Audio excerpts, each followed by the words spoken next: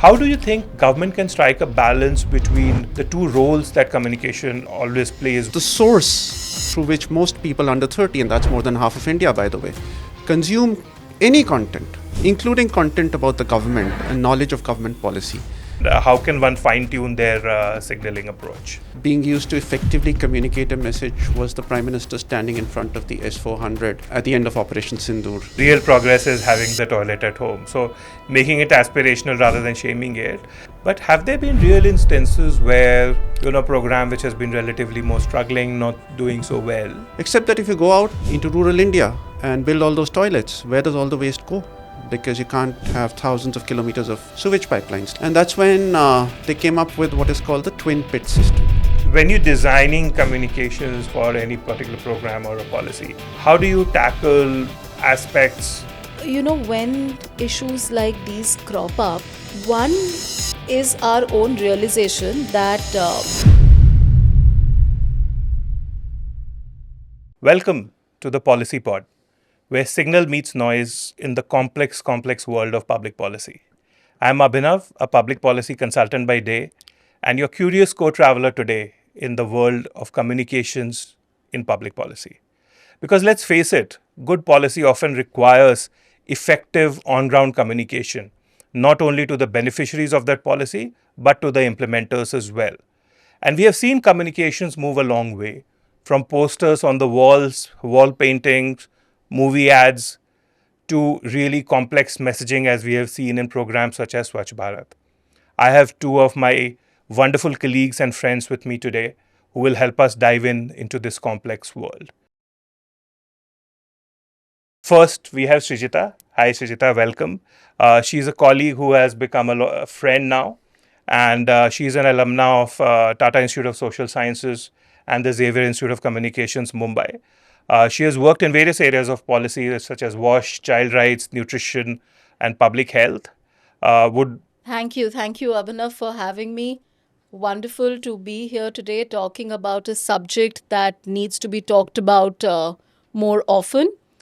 What I really like doing is essentially see how storytelling, behavior change, and strategic partnerships come together to actually create impact.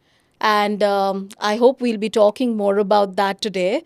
Fantastic. Look forward, Srijita. And on the other side, we have Sharath. Welcome, Sharath. Sharath is a fellow alumnus of IIM Lucknow.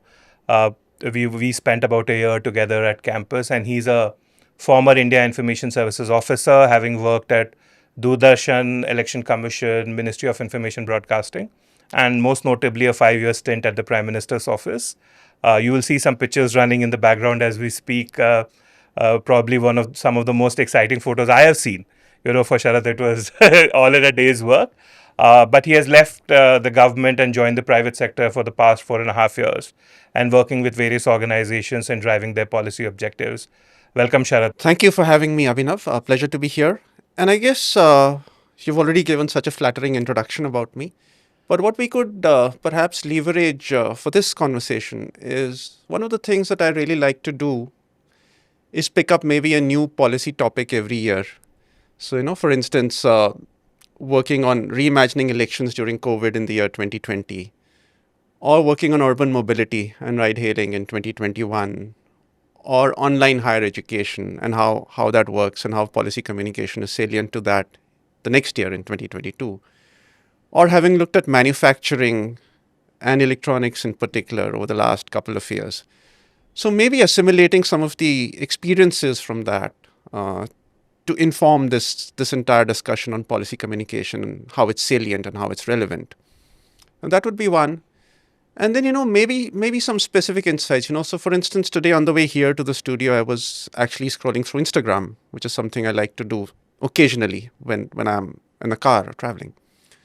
And maybe I'll get a chance to explain that in the course of conversation and in the course of some questions that you ask me. Yeah, that's fantastic. Also, having worked with one of the most formidable communicators that the world has probably seen in recent times, we'll look forward to your insights on that. How we'll structure this whole conversation is essentially in 4 parts. We'll open with how policy is designed, look forward to hearing from both of you how that happens.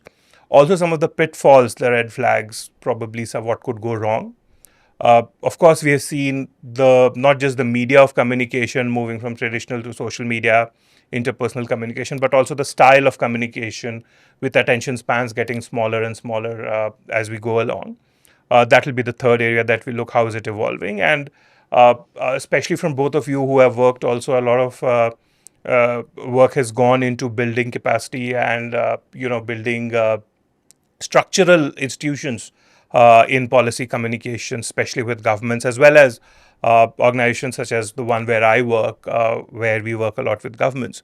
So that will be the fourth part. And just to set the context of this whole conversations for my viewers, uh, I was just going through one of the articles on New York Times yesterday, and recently President Trump has signed this so-called One Big Beautiful Bill. And there's a lot of criticism about the bill in the press, in the news, and without getting into the merits of it, every time you switch to an American news channel or read an American news article, I feel that almost every other article is about this bill. Yet there was a Morning Consult poll which shows that 56% of Americans had no idea what this bill entailed or how it would impact them. And there's a huge conversation which was going on about that. And I had a chat with one of my friends who is now based in the US as to why it is extremely critical, in this case at least, for people who either oppose the bill or support the bill to make the American people more aware of it and how that will result in the political outcomes that each of them think will come out of this bill. And that really highlights the importance of communication, not just in terms of awareness, but also in terms of people wanting to take benefit of it. Without further ado, let's dive into it. And we'll start with part one, which is how do we design communications for policy?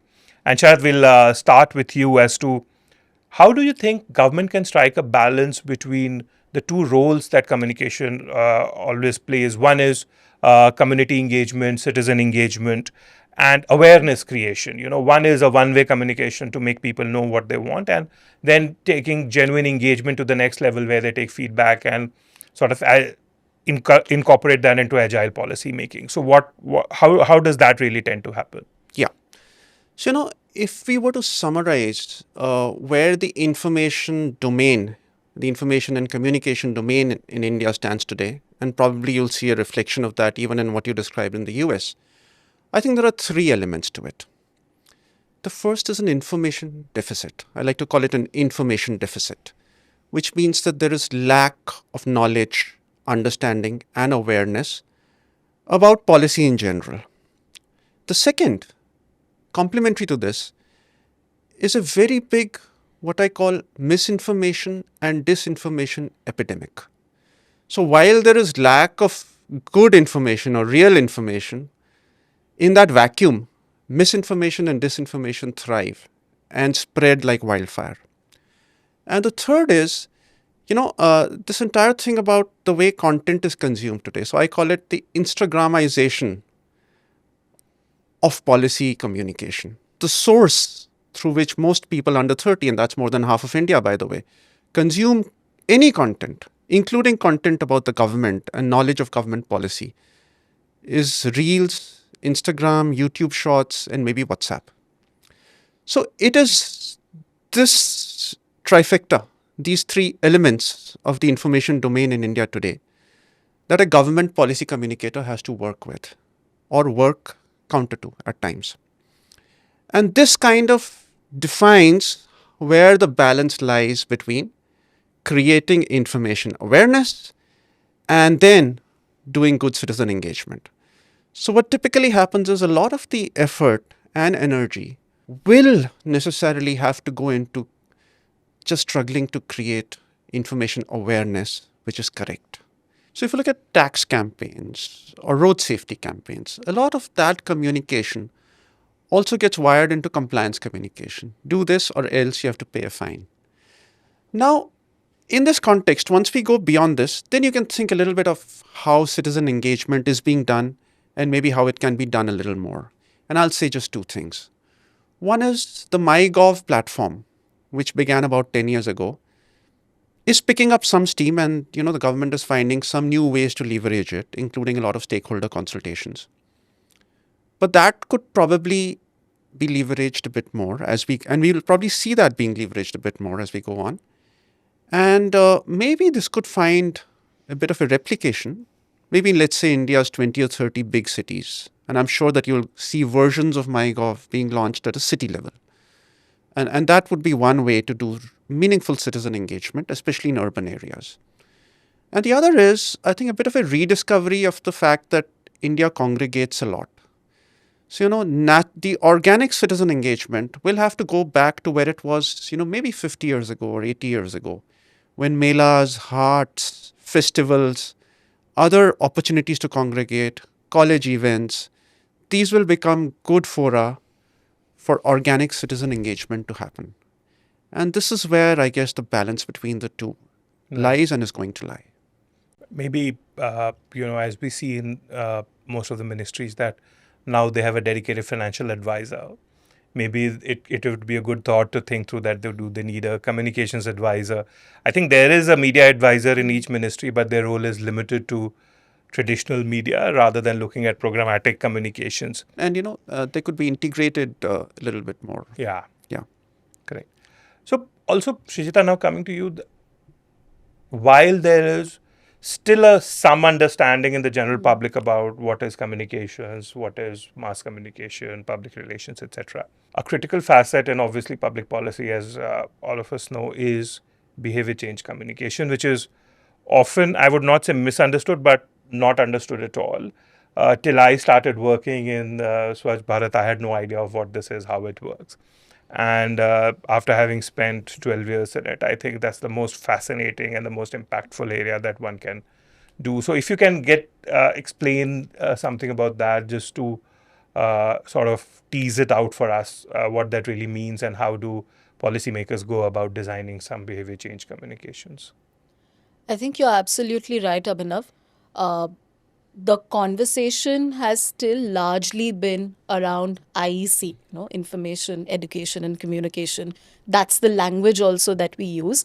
But what it is very heartening to see is that there is a clear intent to move from that IEC to behavior change communication, SBCC. So, just to give you an example, when we launched the first phase of the mission, Swachh Bharat mission, the guidelines mentioned IEC, and the funds that were earmarked was also for information, education, and communication.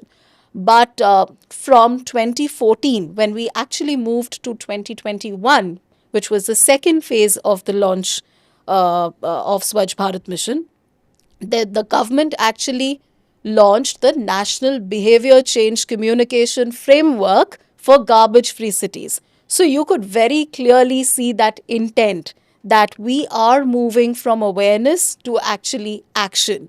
So that's very, very heartening in the first place. To come back to your question on what are the things that we can do to make this possible, how does this journey actually happen? I think primarily I would look at three things. One is creating an enabling environment. So we also have to remember that while we talk about behavior change communication, not every change is going to be behavioral. So you need to have an enabling ecosystem. We saw that, where we were talking about constructing enough number of toilets so that the message that we were giving out, people could actually follow it through. So enabling environment is one. Second, I would say, is timely and sustained intervention, and the need to realize the fact that behavior change will not have a time bound result.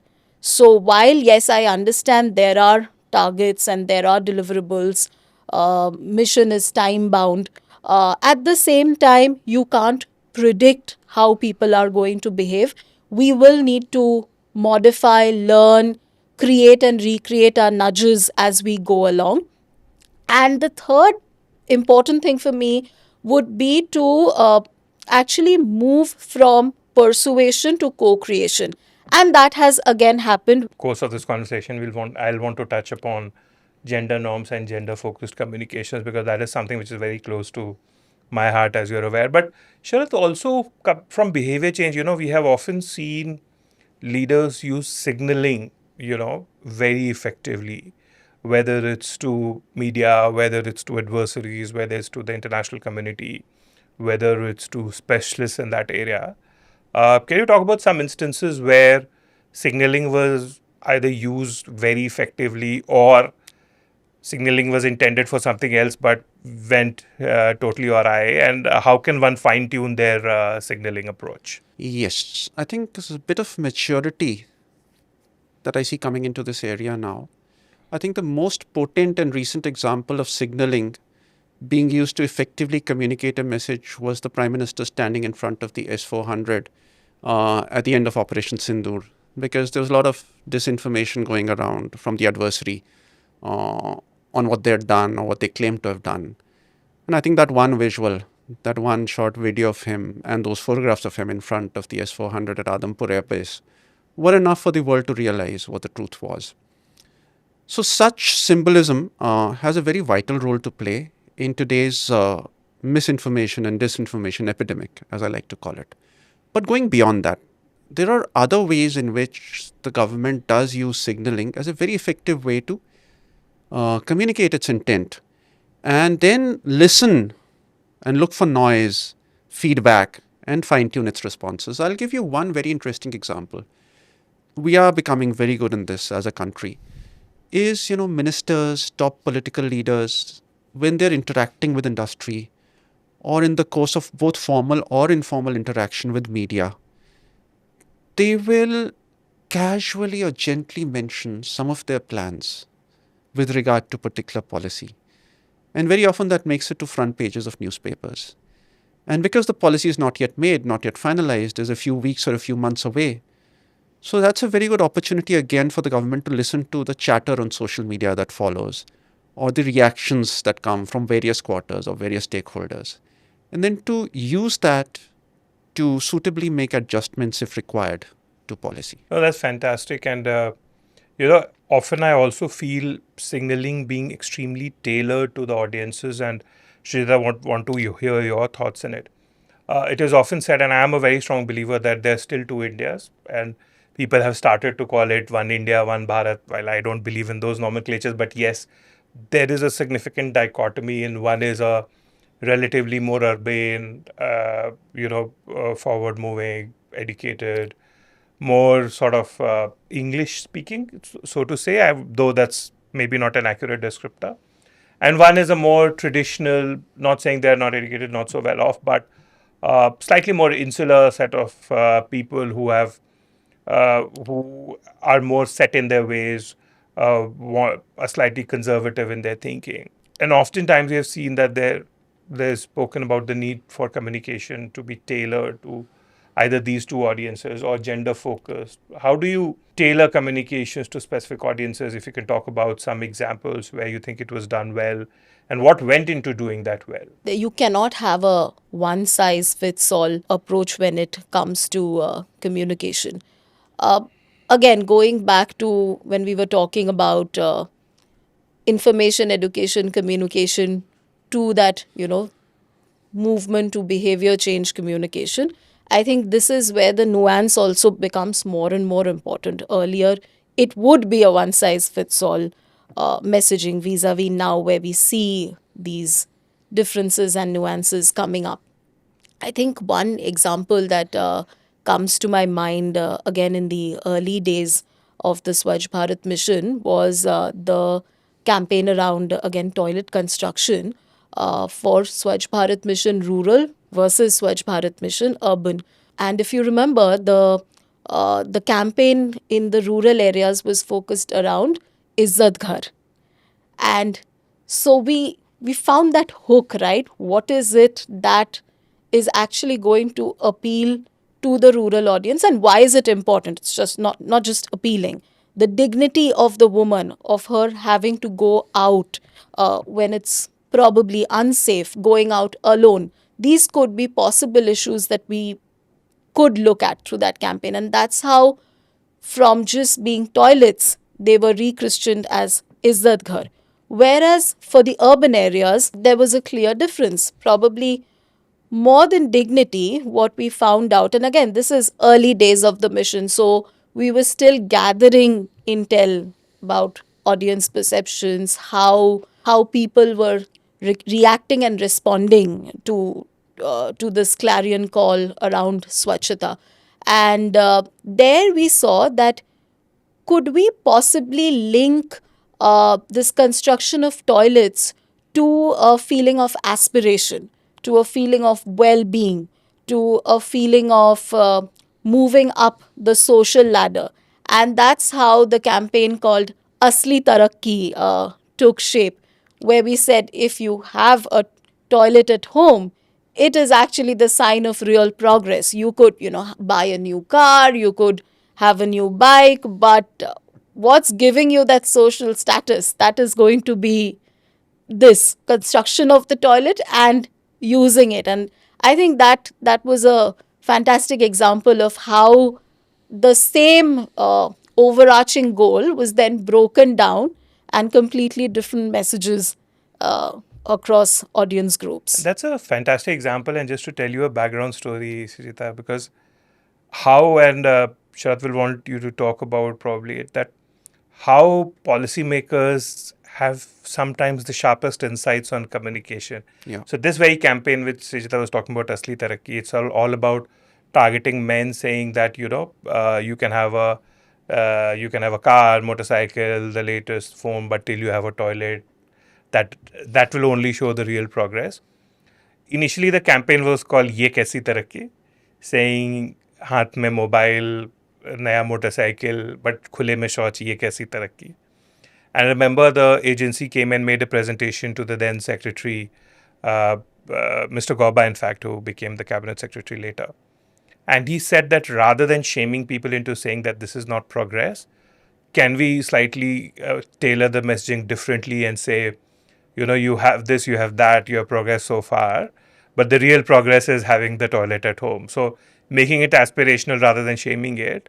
And when it was tested with a fixed set of audience, this version worked really well.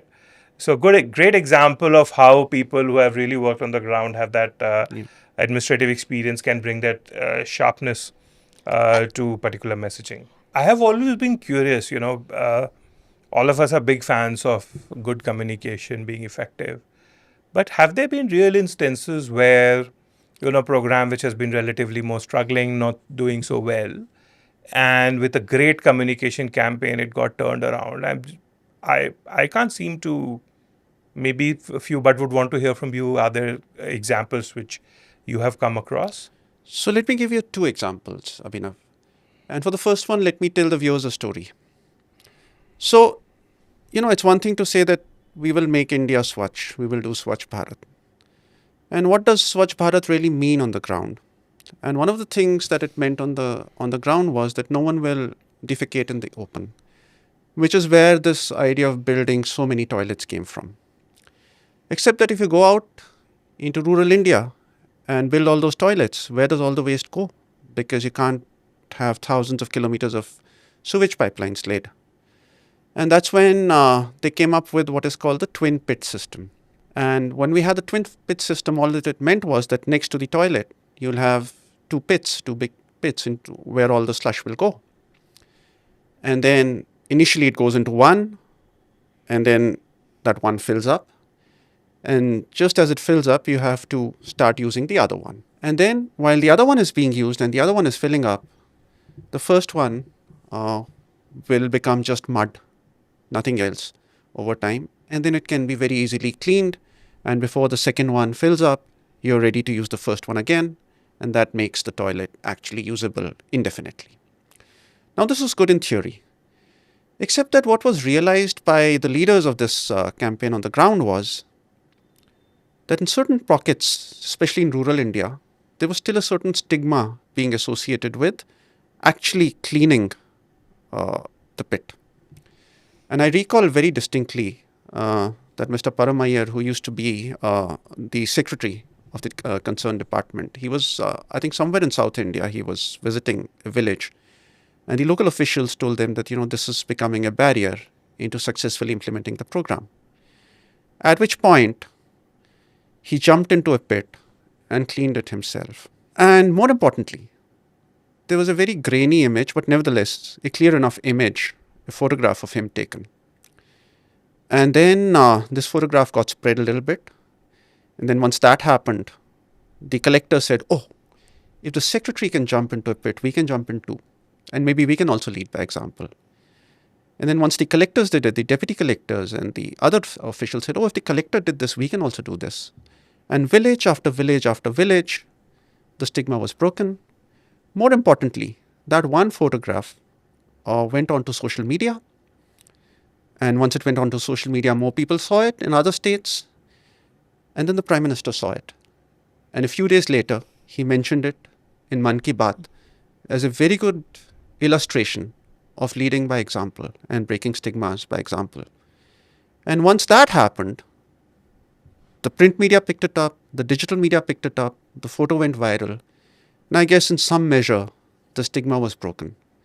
So just one very pointed action done at the right time, and more importantly, that one image which was captured and which was then spread through digital means became the way to break a stigma and actually make a struggling campaign successful on the ground.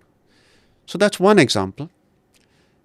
I'll give another completely different example to talk about how something that was struggling was actually brought back on steam. So, I think the direct benefits transfer scheme became salient around 2013, early 2013. That is when you probably had enough data and enough of the back-end infrastructure on the ground to actually start delivering subsidies directly to bank accounts. But I guess in the initial days, the government of the day was not confident enough, was very tentative in its approach. So while they had everything planned, the rollout was a bit tentative, the communication was a little tentative, and they weren't sure if India was aspirational enough at that point to accept taking subsidies this digital way.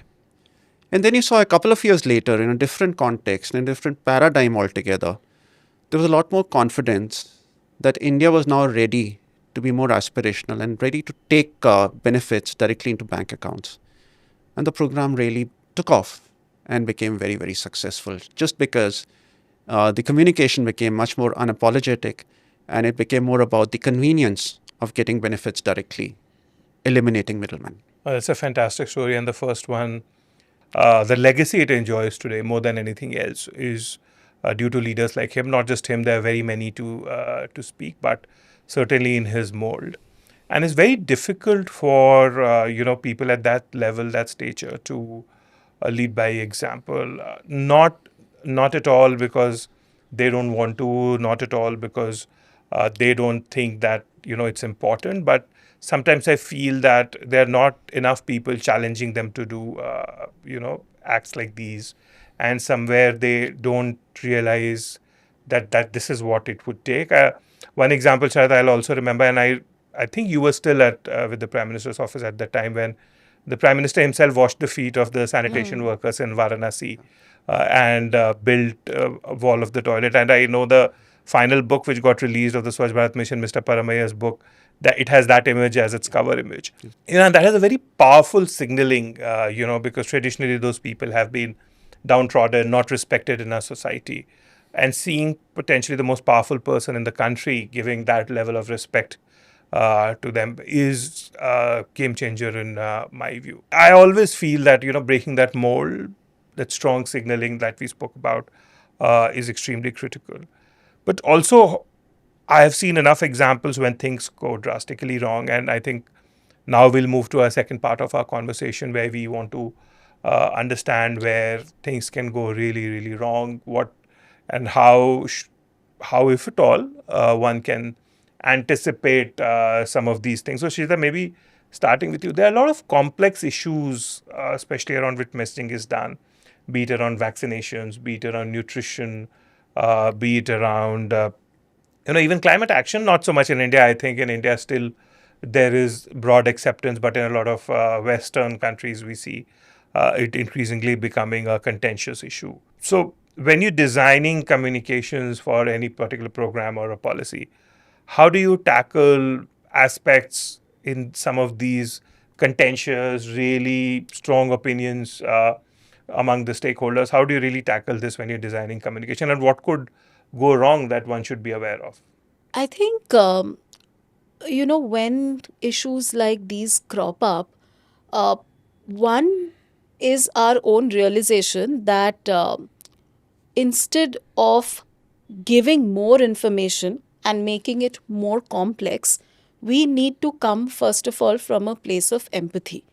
And it's, you may say that, okay, this is just jargon, but actually it is possible. So, for example, when we were seeing a lot of hesitancy around vaccination, and there was so many messages. Social media had so much going on, but what actually worked was leveraging uh, people like our Asha Didis who went on the ground and spoke to people in a language that they understood, uh, helped them shift their mindset. So rather than, again, bombarding people with more information, uh, getting people on board who actually speak your language. They could be community mobilizers, they could be people around you. Here in this case, it was the Asha Didis. And what they also do is, uh, you know, get uh, people who you trust. So leveraging trusted messengers is, I think, also something that's very, very important here. If we go back, for example, to our polio campaign, which has been a success story in our country. India was finally declared polio free in 2014. And Do Boon Zindagi Ke is something that we all remember so well, in that baritone voice of Amitabh Bachchan. But there was again a lot of hesitancy, especially in some of the states in the northern parts of the country, UP and Bihar. For example, it wasn't really picking pace, and that kind of became a barrier in terms of us meeting our targets. So, for the first time, we actually saw faith based leaders Yeah. actually coming into the conversation. Right now, we see a lot of that happening more and more. We have had faith based leaders promoting segregation. We've had them Waste talk segregation, about, you yes, mentioned. waste segregation, solid waste management.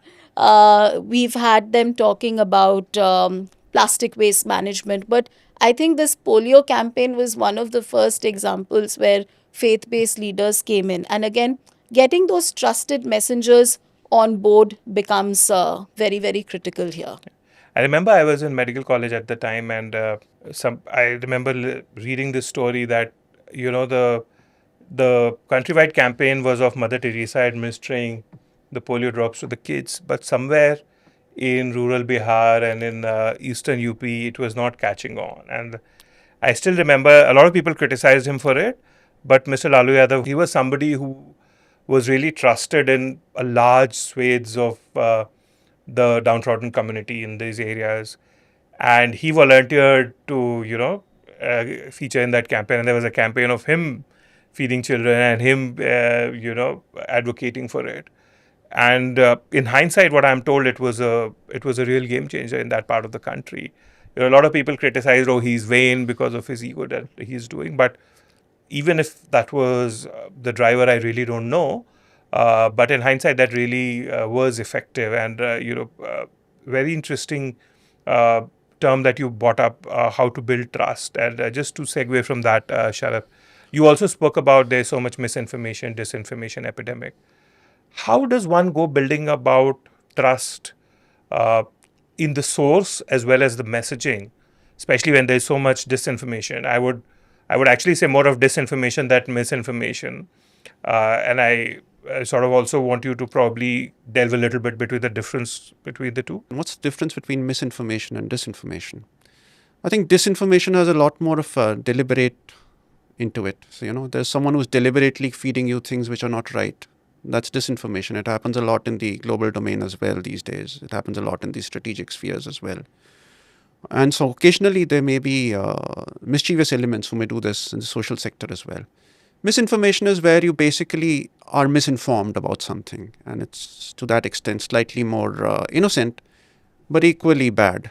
The saying I really like to repeat very often is that a lie travels halfway around the world in the time that the truth puts on its shoes. And therefore, keeping that in mind, what are the three things that one should do to counter this web of misinformation around welfare programs in particular, or policy? The first is put on your shoes quickly, or have your shoes on, anticipate and have your shoes on. And to put it in more concrete terms, counter misinformation quickly. Being on your toes, being ready to counter it whenever there's a rollout where you can anticipate that such a thing might happen is extremely important. That's the first one. Be quick about it. Speed is essential. In today's digital world, I think that is the single most important one. The second equally important one is communicate in language and idiom that is understood by people who are where misinformation is being propagated. And you give the example about how changing the person who was delivering polio drops actually had an impact. I think that's a small example of it. Communicate in the idiom, communicate in language that they can understand, communicate in a way that they relate to. And the third is video is important. I can't emphasize this enough. Communicate via video, communicate via visual. It has a much greater impact than plain words. I cannot agree more, and especially when you said about being quick. I'm a big believer in not trying to control information, because when you're countering it, somewhere you have already lost the narrative and are trying to correct it. Whereas I feel wherever possible, obviously it's not possible everywhere, the sooner you take the narrative and you build it, it's always better and more effective. So I think some great thoughts over there, and we'll come back to some areas where we can talk about it. But what is probably something which surprised you? Where you were taken aback, Shijita, about you were anticipating things to go a certain way and things totally went maybe in a good way, maybe in a bad way, totally differently, or you learned something very, very surprising, and what is fairly common otherwise. So right now I work in the area of nutrition, and uh, one of the things that we are focusing right now under nutrition is actually scaling up the movement around rice fortification. So again, 2021, 15th August, Prime Minister had made an announcement that all the rice that's going to be supplied through our public distribution system is going to be fortified. But we hadn't really prepared ourselves for the kind of resistance around the use of fortified rice. And I'm giving you this example because it's still a challenge that we are trying to solve for. We haven't found clear answers yet, but I'll tell you a couple of things that we have been doing. So first of all, we had never envisioned this problem that the rice, the fortified rice kernels, when you actually wash your rice, the fortified rice kernels come up. So the moment they come up, people are like, this is not rice. This is something else that's been added into our food. Secondly, because it contains iron, there's a slight discoloration also. So Sharath was talking about preempting. Probably we hadn't preempted these concerns, and it kind of really took us by surprise. However, we kind of realized that we needed to pace up. Started off with a couple of things that have seen results. We started doing cooking demonstrations. First of all, again, we fumbled a little bit there. We got people from outside to do these cooking demonstrations in melas, that are organized by the Food and Civil Supplies Corporation. Again, outsider coming in cooking of the food that I am going to eat. I'm not going to accept that. So what we did was in Madhya Pradesh, we got community members, SAG group didis, to come and cook. Especially, we actually got a lot of people to join us from some of the tribal belts of the region, where we not just had the rice fortification program but also a double fortified salt program. So in a way, there was a bit of awareness among this community already, which we leveraged on. That I think worked to some extent, and we have a lot of work to do in terms of finding more acceptance. However, from the PDS, it's fortified rice is something that's now being used in our midday meals. Children are going and talking about it to their parents that मैंने इस तरीके का चावल आज खाया था school में अच्छा लगा था. So then the mother also starts cooking. So I think took us by surprise, but now we're seeing results and we are hoping we'll keep the pace going. That's very interesting, particularly when you spoke about coloration and what people perceive to be good. One example which I have personally experienced, I was working with an early childhood education campaign with one of the large private sector foundations. And they decided that we want to give the kids, and these were preschool kids, that we want to give them uniforms, high quality uniforms. And obviously, the lead donor was very keen that they should get things which are at par with what the best schools in the country give. And there's this trend these days. For example, when my kids go to school, they'll wear a woven T-shirt and track pants, etc., so that they're comfortable, not like where when we were going to school. So he got the best of uniforms from the best of suppliers. It was one of the big brand names, and those were distributed to the kids. But then 3 months on, when we visited the village, we saw that compliance was extremely low. Those clothes were kept at house. They were worn on special occasions, because they were high quality, good stuff. But then we realized we wanted them to come to school more. But when we spoke, they said, "But this is not uniform. You have given us good clothes." And what we realized was that in that part of the country, it was the traditional light blue shirt and navy blue shorts with a belt and sort of elastic tie that kids were. That was what uniform was. And then when we distributed those uniforms, not only did the compliance in terms of wearing the uniforms improved, kids actually thought, and parents were proud that we are sending our kids to school. Attendance actually improved, enrollment actually improved. So it was quite interesting to see how visual signaling often means different things to different people. But Sharad, just to speak with you, that you spoke about reacting quickly, moving quickly, tackling the disinformation.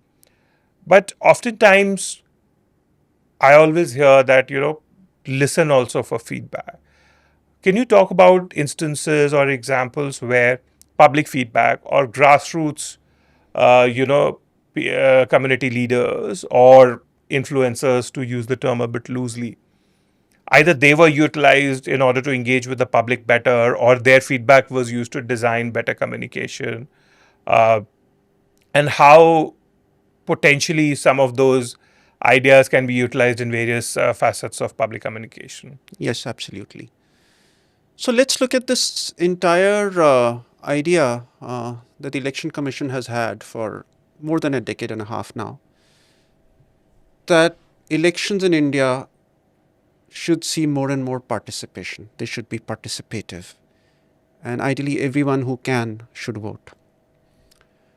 And this is a very interesting journey, because 15 years ago, there were areas in rural India which were pockets of concern. And so therefore, if you think of rural Chhattisgarh, rural tribal Chhattisgarh, and look at how you could get people to come out to vote from there. And obviously, these are places where in those days, not many people saw TV and hardly anyone read newspapers. And these were traditional ways of communicating. And we were still not really in the digital smartphone data era.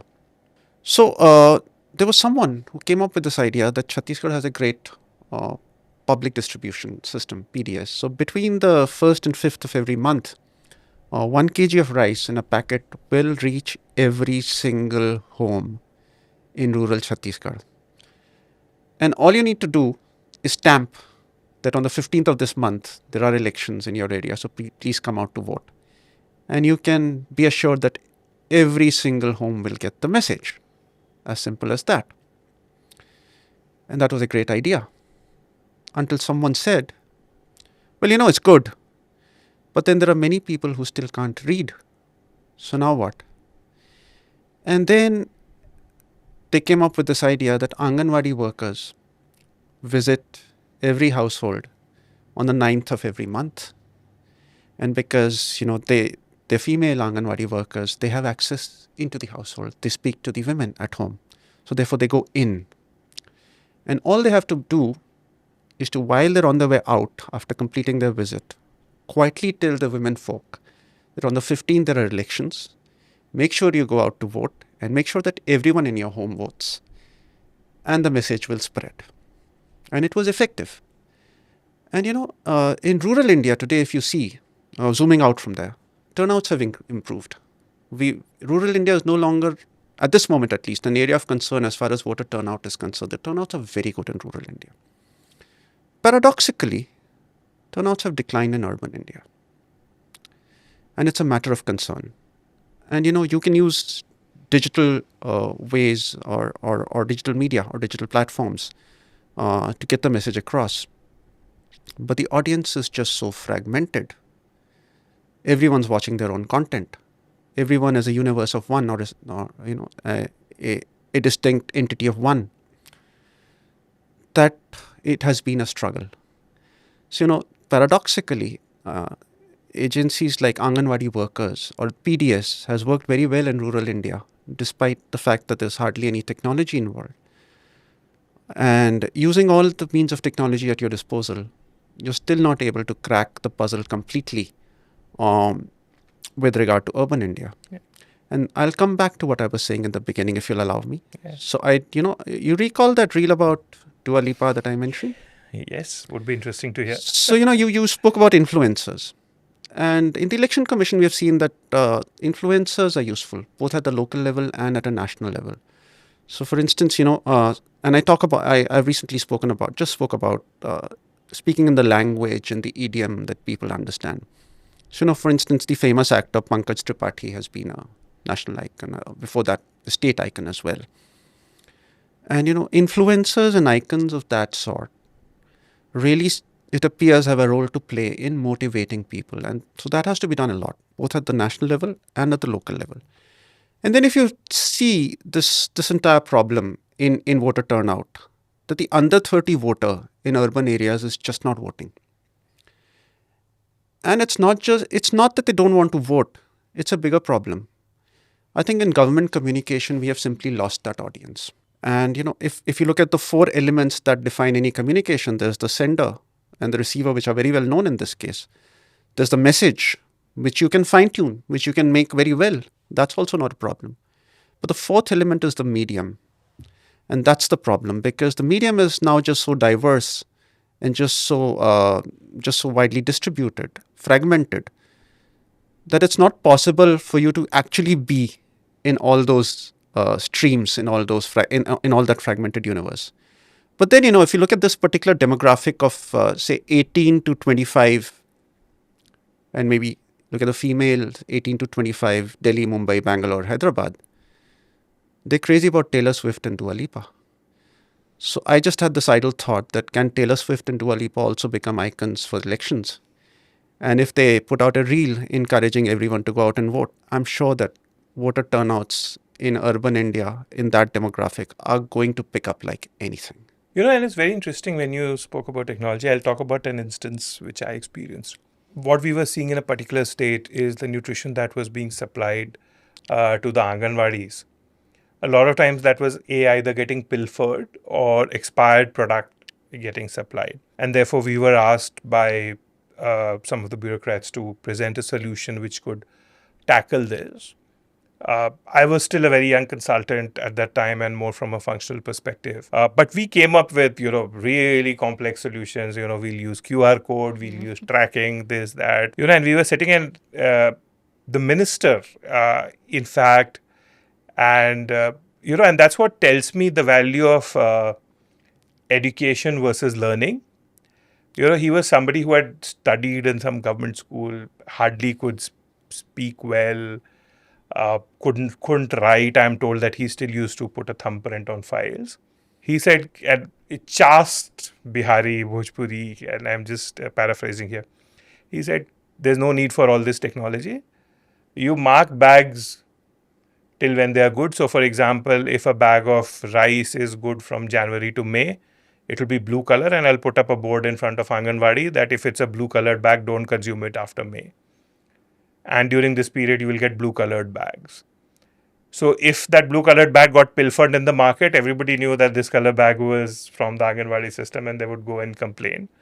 And they would know if it is some other color in that period that it is either expired or coming from some other source. And I just thought that, we all maybe in some way have that burden of education on us that we tend to think about, oh, how can we leverage tech? Today, if you go and talk to any young consultant, they say, oh, how will I use agentic AI and, generative AI and so on, and blockchain and all that fancy stuff, how to solve some of these complex problems. But I think that appreciation of really how the grassroots think, for example, and you two spoke about voting. I always say that I hear from young people, it's not easy to vote because they would move from city to city, change addresses to study and so on. And changing address in a voter ID is not easy. But then I also say, is it the government's responsibility really to make you vote? Or the election commissions? It's really your right as much as your duty to cast your vote. But when you go in rural India, they are far more appreciative of what is the power of their vote. And they're appreciative of that their vote can change things. I've never heard, communities in rural parts of India speak about, oh, our vote doesn't matter, politicians don't change, and so on, which is the common narratives we heard. And we heard. I don't have an answer, but just interesting those two lines of thought. But really, how do you, a lot of time when you said some of these best things happen, Achita, I want to hear your thoughts. How do you really tackle backlash? Sometimes, for example, you mentioned your rice thing. It was still a more innocuous. You would not have had strong negative backlash, but a lot of times there could be that which is unintended, undesirable. How does one tackle that? Or is it as similar to what Sharath was saying about building trust and so on? Is there a difference between immediate communications response and so on? We are right now, obviously, venturing into the area of crisis communications, and that, could have there's an entire science behind it. But if I were to break it down, and I think it also, again, at the end of the day, I draw my energy and inspiration from what I see on the ground. And I think building that trust and being patient still works in the longer run.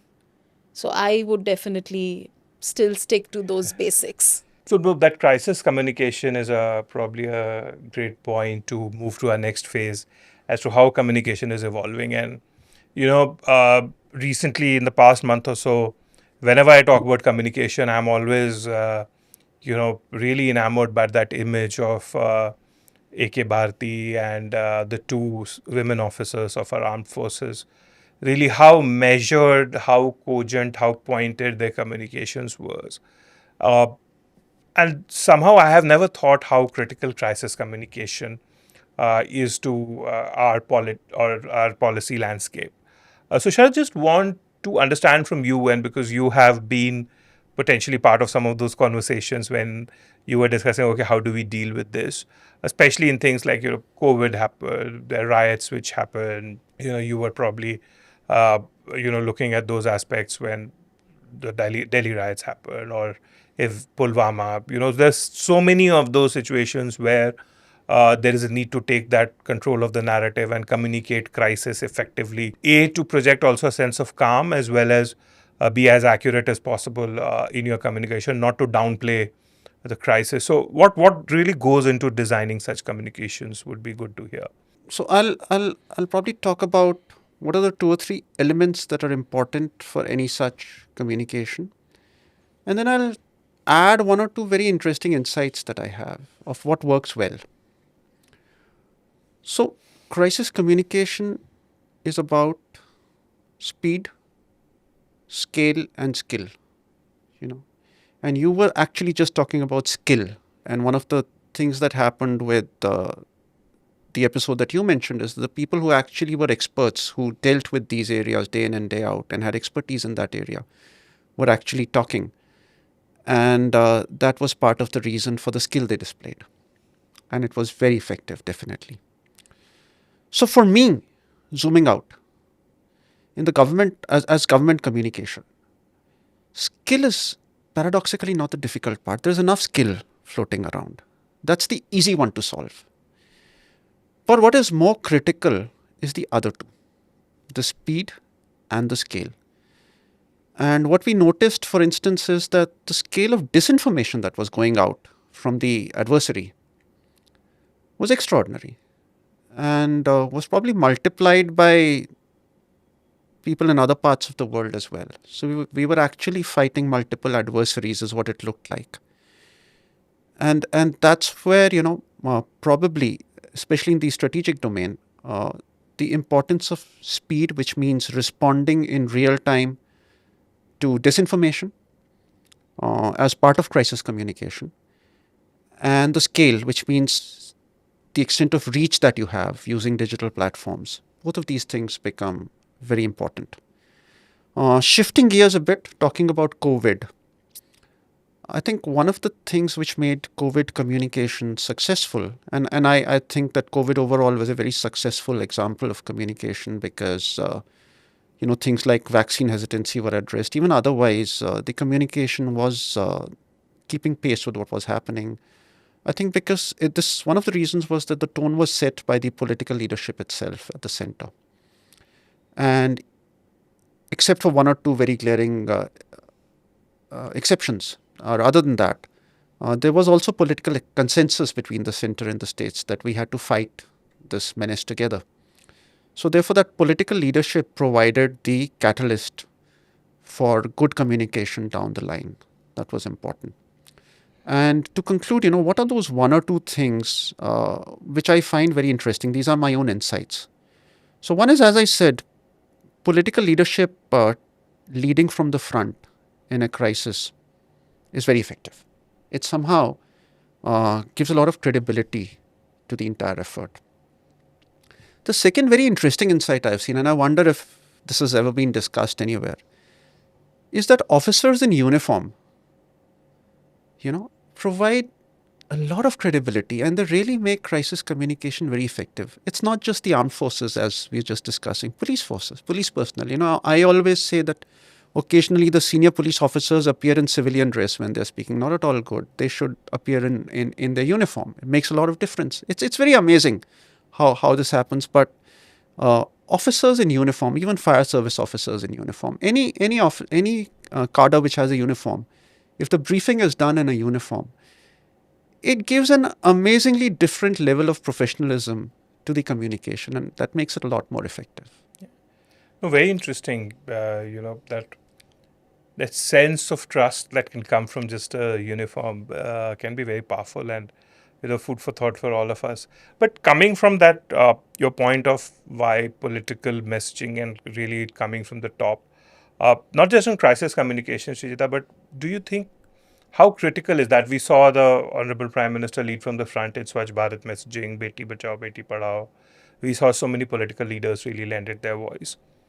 But how critical is it and how important is it in various facets of policy communication? Not just, I take the point about crisis communication, but in broader policy communication, how critical and how important can it be? Yeah, I'll come to that, Abhinav. I just also wanted to add one more thing around this issue of crisis communication that we were discussing. I think what we do after the crisis is over, sort of tackled, is also equally critical.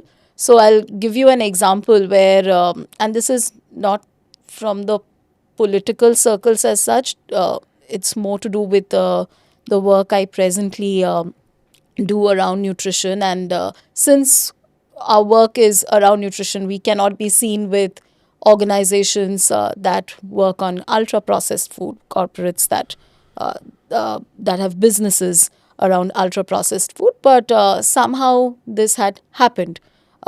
We had no idea about the fact that our logo was placed with that of another ultra processed food giant. And unfortunately, this was happening uh, at a government forum. And we, across all our programs, we work with the government. So we position ourselves as allies to the government rather than running, parallel programs. So, the crisis was somehow tackled. What Sharat said, speed, scale, etc. But then we realized that because there was this government entity involved who we had spent years building that relationship with, and now this one incident overnight could really, take us back by so many years. And that is where we had to also come up with a plan in terms of a very sustained engagement as to what you do after that. So probably this was just an annual event that we participated in, but we knew that this wouldn't work in the longer run. And it took us a long time. So one also has to be patient. So it took us about a year to build back that trust. And now we are at a stage where we can keep the conversation going. So being patient and working instead of, keeping the momentum going instead of just saying, okay, this crisis can take us back now, what do we do? Rather than reinventing the wheel is very, very um, important. But to go back to your question on how important is political will, I think it's 110% important. Yes, grassroots conversations are important. Voices from the ground are important. They lend credibility. But the momentum that your political leaders can bring in, and that is unparalleled. And it you cannot have that in any other way. So I saw that firsthand. I hadn't seen that before the Swachh Bharat mission.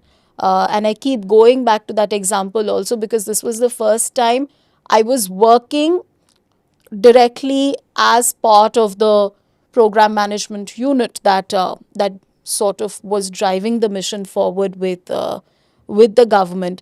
And it is not just about the initial announcement that we saw by the prime minister.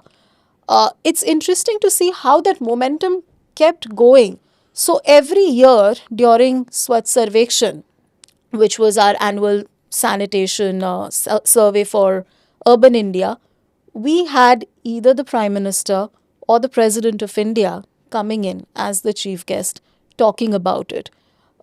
Moving beyond our Honorable Prime Minister and President, we could see political will from the lighthouse cities. Take the example of Indore. So we know we had a very, very strong bureaucrat who was driving this entire movement around making Indore the cleanest city. And once they reached there, I mean, wow, look at that's like the ultimate example of sustainability. I don't know, 7 straight years they have been right there.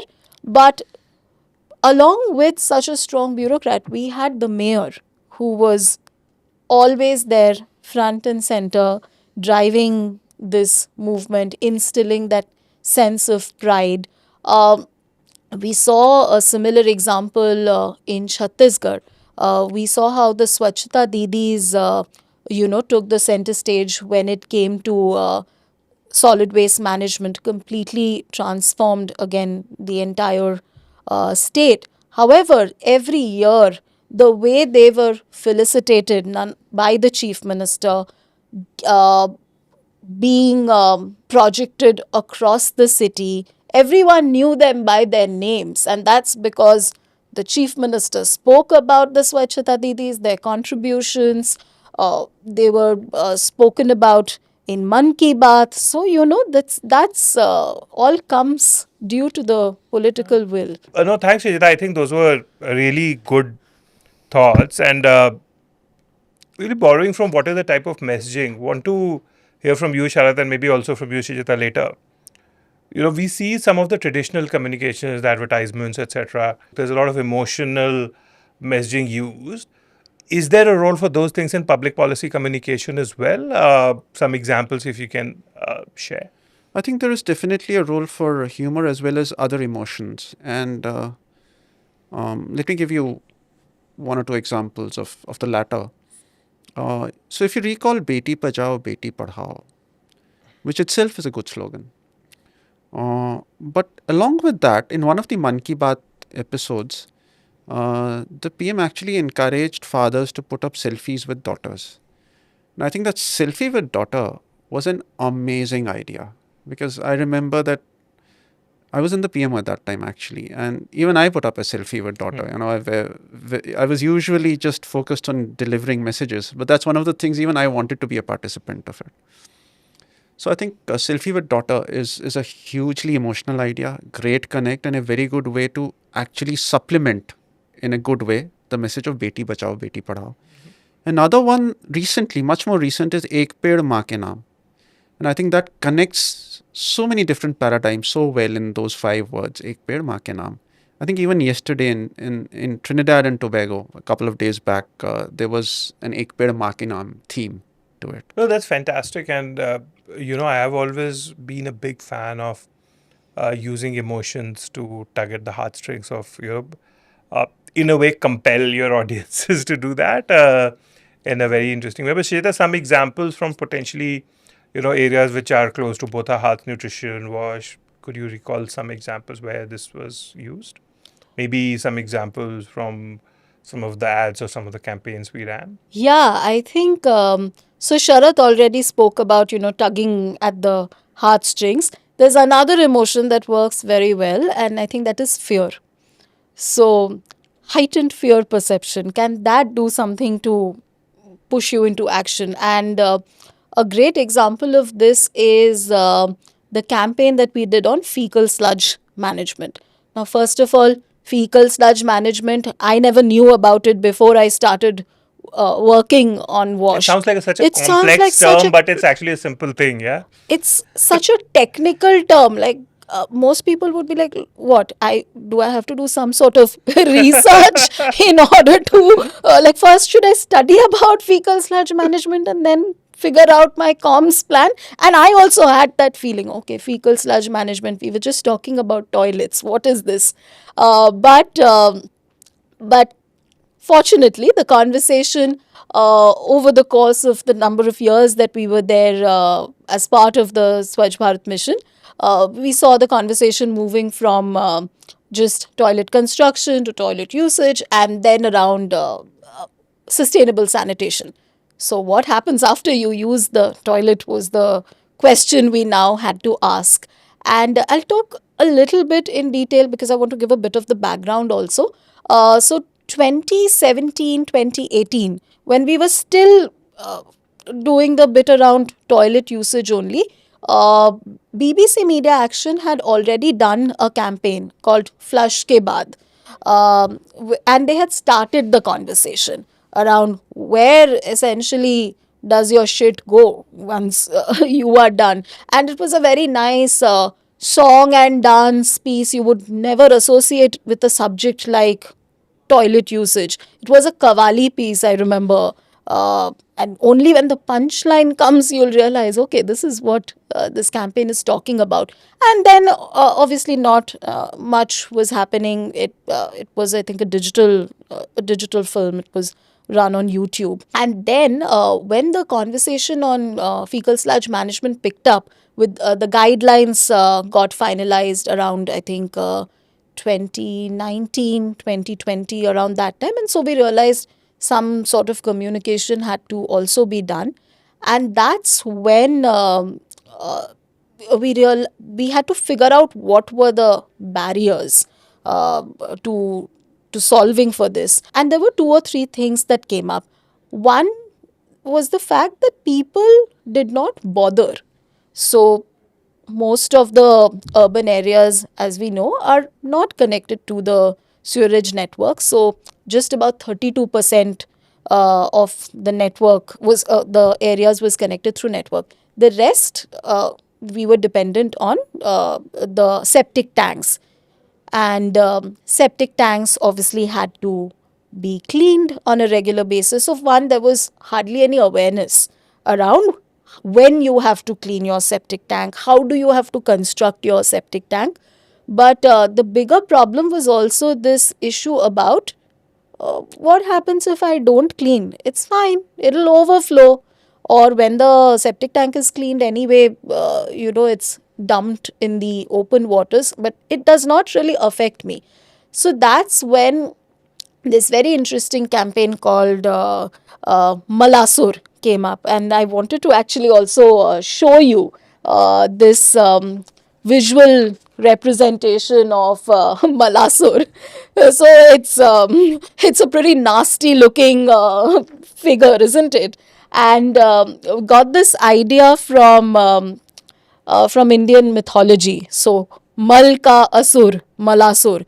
So, if you don't act on time, Malasur is going to rear its ugly head and come back to you. It's going to contaminate your water, and that's going to make you fall ill, and their entire story around it. And what was very heartening to see is how the government also really pushed this.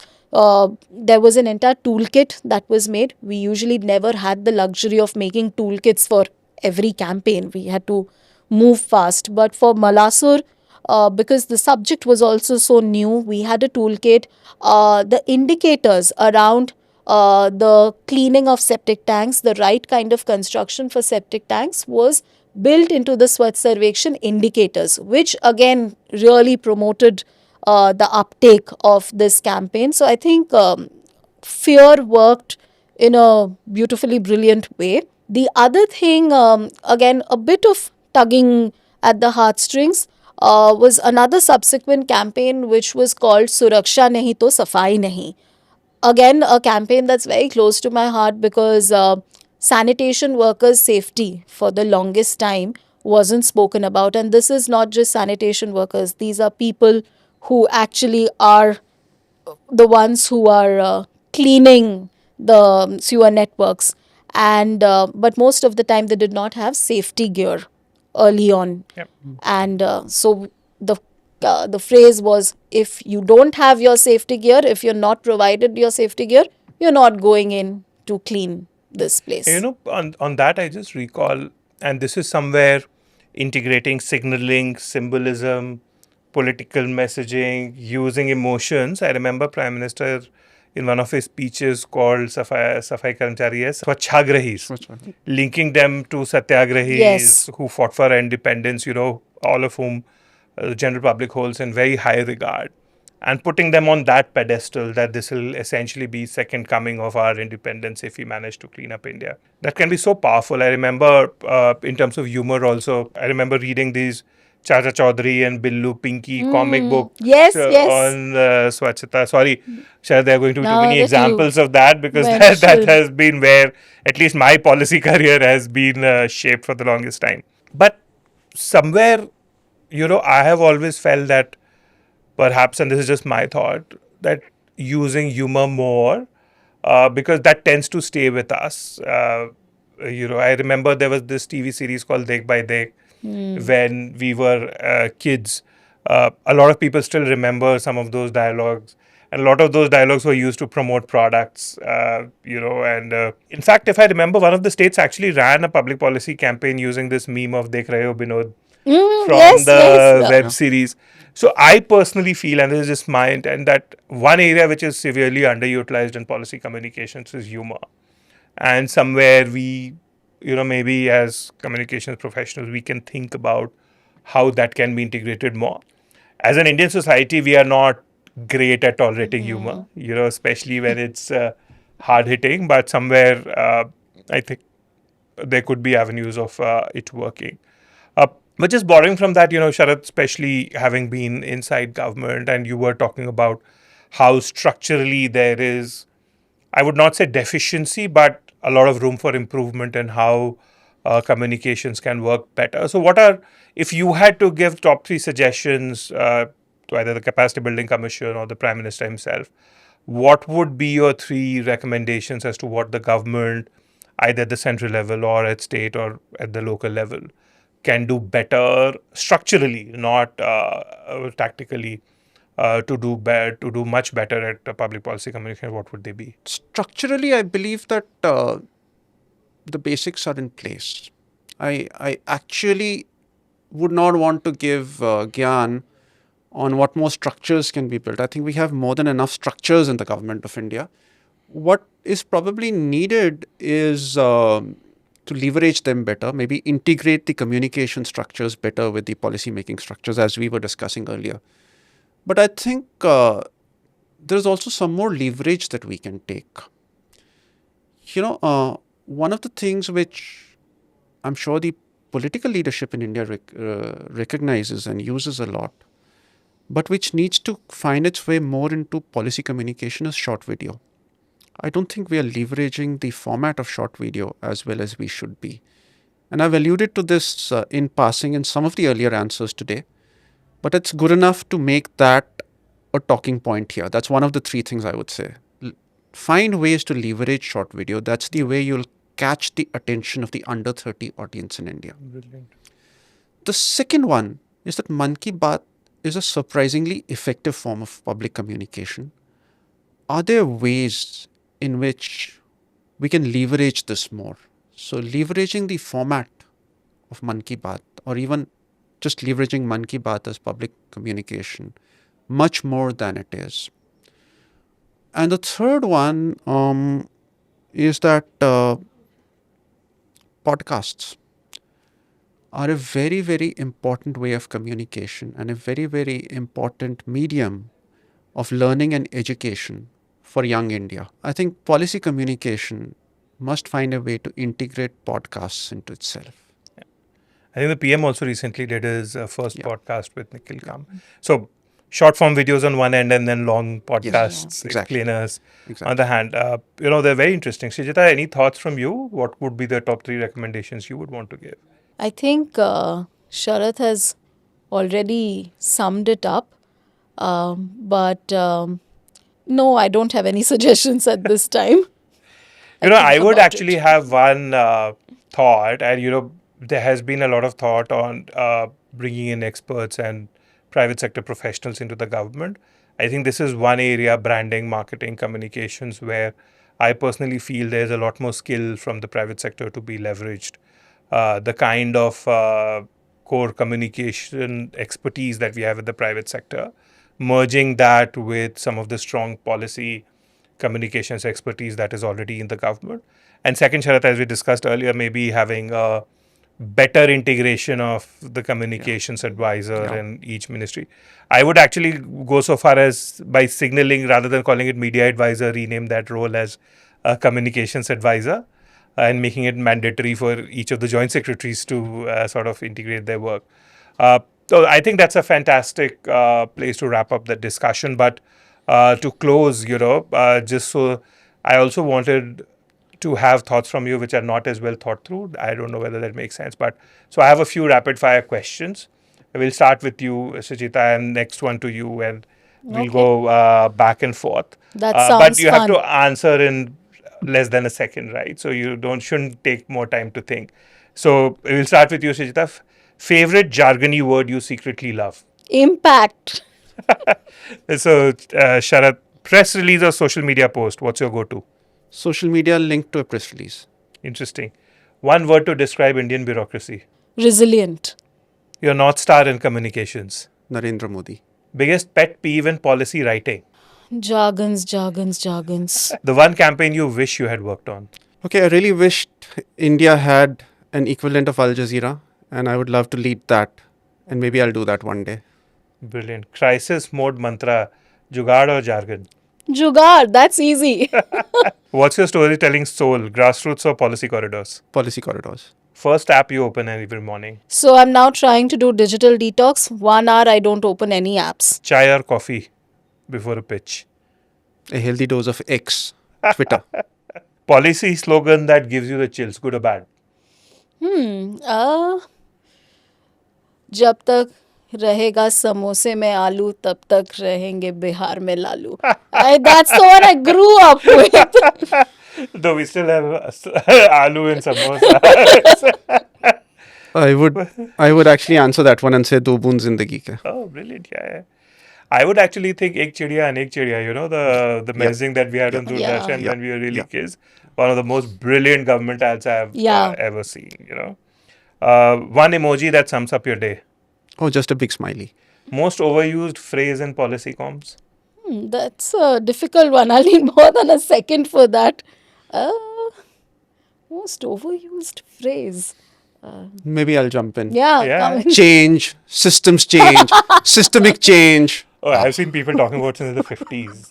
System I don't strengthening. think systems has changed much, right? You have 25 years in government. I'm sure not much has changed. Sustainability and outcomes. Ah, Everything has to end with. brilliant. This is a bit of a redundant question, but Srijita, since you have moved, Delhi, Bombay, Bangalore, Calcutta, best city to work No, not redundant at all. Delhi. Delhi it is. in. Lovely, brilliant. कौन जाए ज़ौक दिल्ली की गलियां छोड़ के. One word your non-com colleagues always misuse. Policy. I want to add to this. Advocacy. Favorite political speech ever, leader or phrase?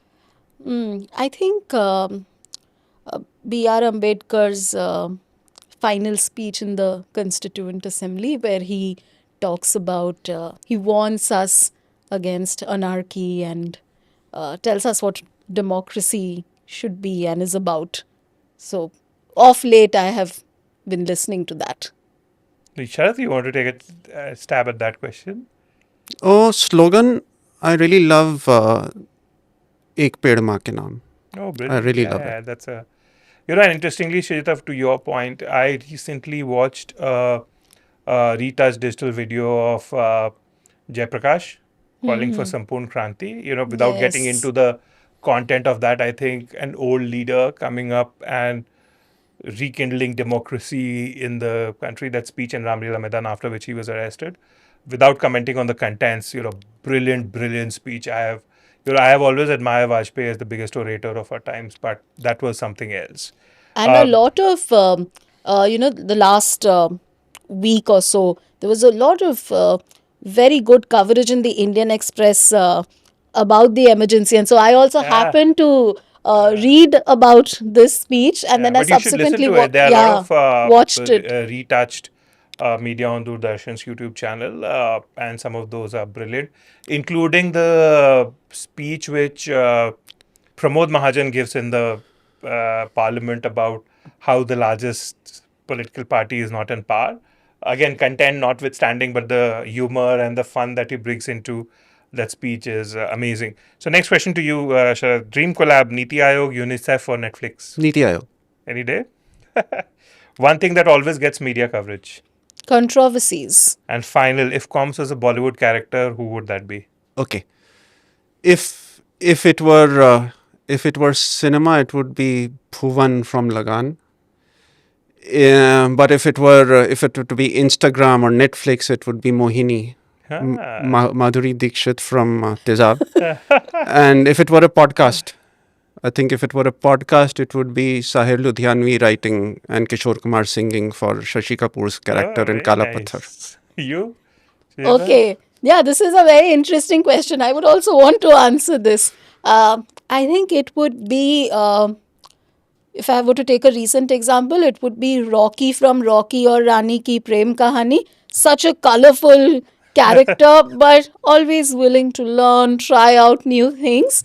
And this is not a very another character comes to my mind, very problematic character, which was Kundan Shankar from Ranjana. Very problematic guy I have following no his idea who that love. is. So he was this guy who it was played by Dhanush, and he was like a serial stalker following Sonam Kapoor all the time because she was the love of his life. But that's how calms people are, they are they don't give up and they are like resilient. नहीं हम नहीं sir ऐसे ही होगा, You देखते know what हैं my कैसा answer would रहेगा. be? Combs is like Thakur from Sholay. Handicapped but central to the whole story. Yeah, I think that's a good thought to wrap up our podcast on. Thank you so much, Sharad. Thank you so much, Been a Vijita, pleasure. for coming. It was great fun. And the very least I would hope is that people who watch this understand and take away how better to do communications in the policy and young policy professionals potentially looking at communications within this larger policy space as their go to area. Thank you so much and look forward to the next episode. Thank you.